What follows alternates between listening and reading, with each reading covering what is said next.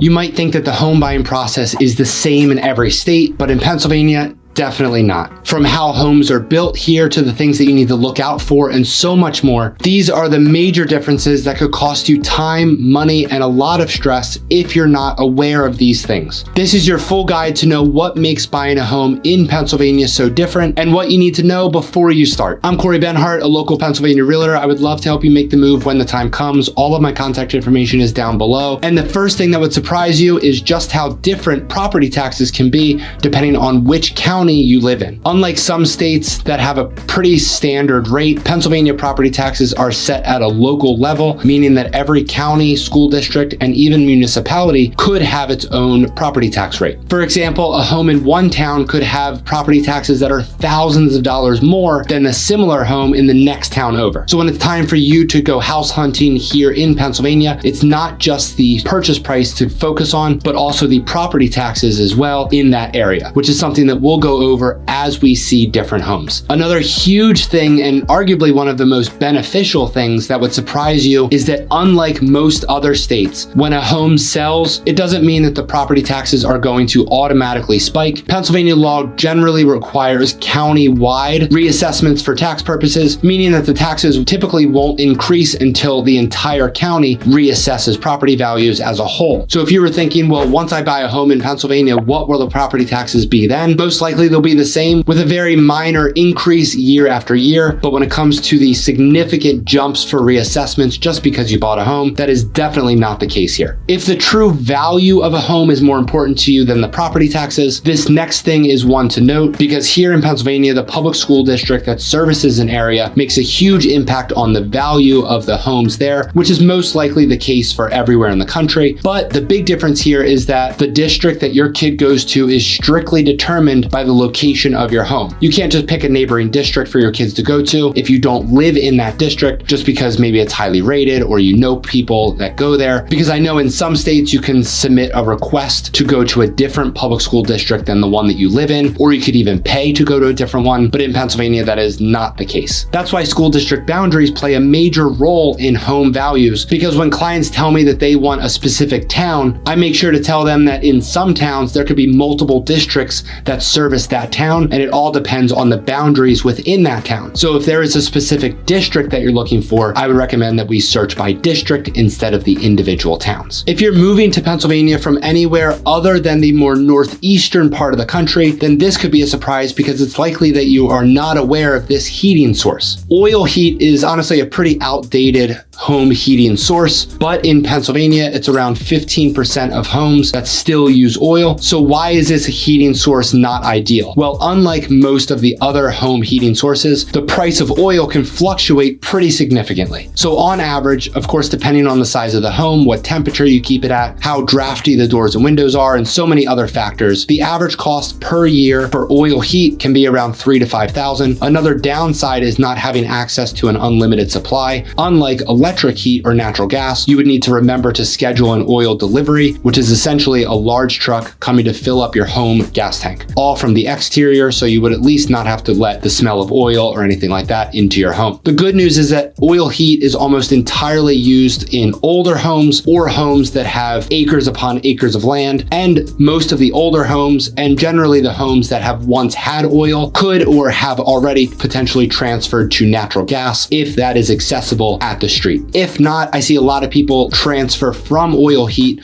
to propane, which is a little more convenient. So this next surprise might be something that you've never had, depending on which states you have lived in. In Pennsylvania, basements are the norm. If you've never had a basement, it's likely that you think of them as dark, wet, gloomy space, but rarely do they match that description, because they are used and transformed into some of the most incredible rooms in the house, with options from home theaters to home gyms, kids' playrooms, art studios, an office, or just additional living space. This extra space could end up being a huge advantage, especially if the basement is maintained with a moisture barrier their water remediation system, etc., if that's needed. So speaking of basements, another thing that surprises home buyers here in Pennsylvania is radon gas, which might sound scary, but it's very easily treated. Radon gas is essentially a naturally occurring gas that comes from the breakdown of uranium underground under your home. It's completely colorless, odorless, and you can't see it, but it can seep into houses through the foundation, especially basements. There's really no rhyme or reason when it comes to radon. Your home might not have it and your neighbors could, or vice versa. So I always highly recommend for my clients to have a radon test when it comes time to have a home inspection. But before it sounds scary, here's the good news. It's very common in most areas throughout the country, and it's extremely easy to treat for. Most buyers in Pennsylvania have a radon test done during the home inspection, and if the levels come back higher than what the EPA recommends, the seller usually installs a radon mitigation system, which is essentially a small fan that draws gas from under the home and pushes it safely outside, which is quiet, it's low maintenance, and it just continuously works without really having to worry about it. So while Pennsylvania is known to have relatively low taxes, one cost that often surprises buyers is transfer tax. In most parts of the state, there's a 2% total transfer tax, with the seller paying 1% and the buyer paying 1%. This is part of the closing costs, and it's important to be aware of, especially if your estimated costs come in higher than expected. But in some areas throughout the state, such as the city of Philadelphia, there's an additional local transfer tax, which means buyers can end up paying more than the standard 1%. So while most areas throughout Pennsylvania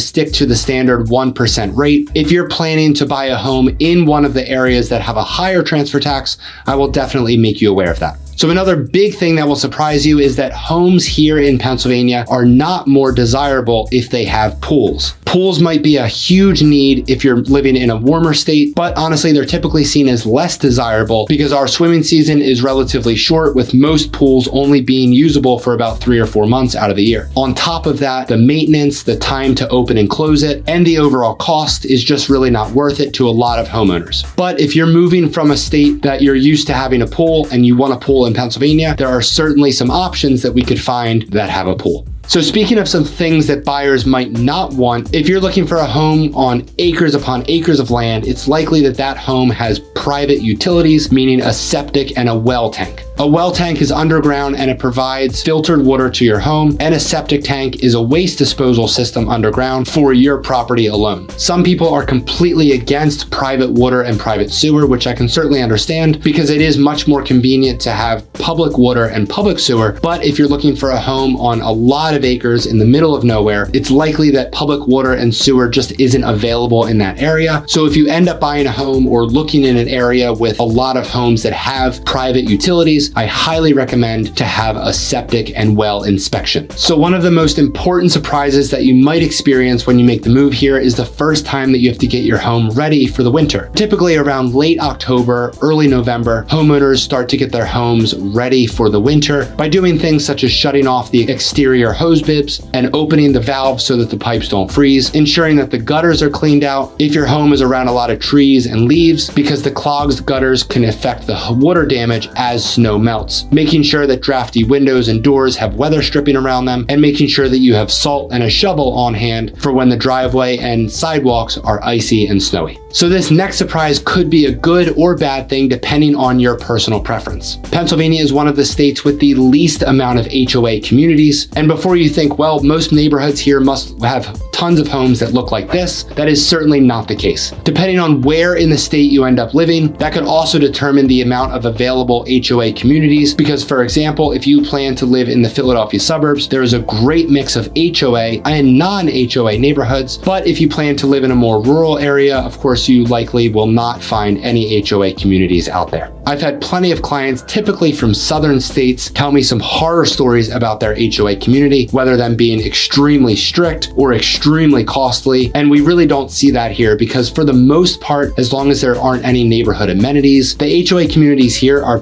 pretty affordable because all they really cover is lawn, trash, and snow removal. So they're not overly strict or expensive at all. When it comes time for you to make the move to Pennsylvania, I would love to help you find your perfect home. You can email me here or find the rest of my contact information in the description below, and I'll see you over on this next video.